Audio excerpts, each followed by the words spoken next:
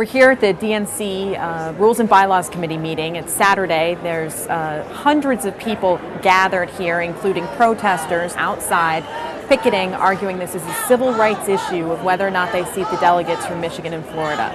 The meeting is set to start at 9:30. There will be representatives from each state party and also from both campaigns, after which they will meet for lunch where the real deal-making is likely to happen between all the Rules and Bylaws Committee members. Understandably, the compromises that you will discuss and I hope make here today will not satisfy everyone completely. Years ago, a Democratic rules discussion was an invitation for a food fight in a crowded room like this of Democratic activists. I think we've moved beyond that, and your actions today will put us back on a course of party unity. And the word of the day, the Democratic National Committee's Rules and Bylaws Committee meeting is... In the spirit of unity. Unity. Unity. Unifying. The Democratic Party needs unity. In spite of the talk of unity, there's been as much polarization as ever. During each proponent's speech, there were boos and cheering, and at some point, hisses. There are two different challenges facing the committee today. The first is from Florida, from Democratic National Committeeman John Osman.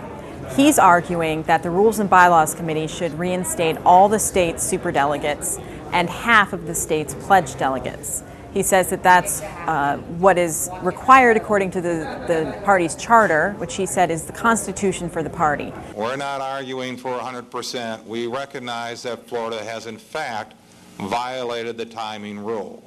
And we accept, as the challenger, that penalty is appropriate. Presenting Clinton's case was Florida State Senator Joyner. She made a very impassioned plea. She talked about her own background in the civil rights movement, and she talked about the state's background as having been disenfranchised during the 2000 election.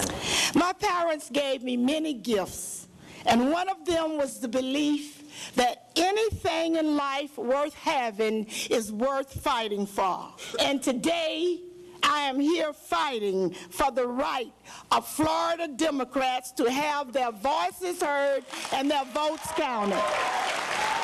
For Obama's campaign, Representative Wexler came and spoke. As the designated representative of the Obama campaign and as an elected representative from the state of Florida, I ask this committee to restore Florida to representation at the Democratic National Convention in accordance with the Osman petition. And he also offered an impassioned plea, but one that was much more confrontational. He at times got into one-on-one confrontations with members of the Rules and Bylaws Committee meeting, including Clinton supporter Harold Ickes.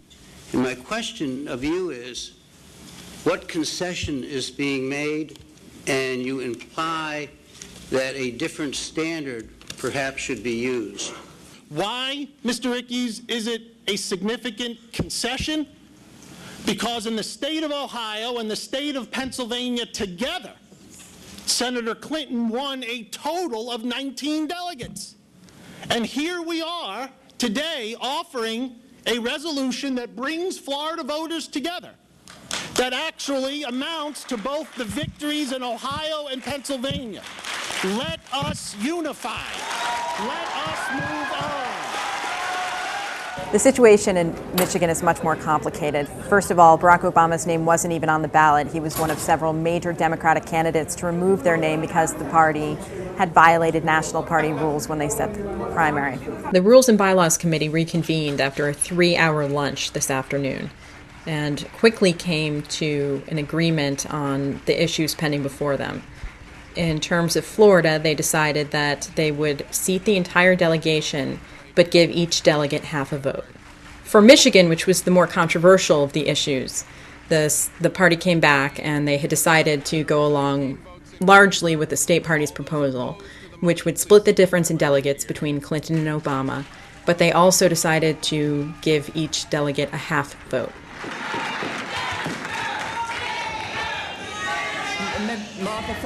The Clinton camp was extremely upset, and the room erupted when this announcement was made. People were shouting, Denver, Denver, and there was some allusion to Clinton possibly taking the issue all the way to the Credentials Committee.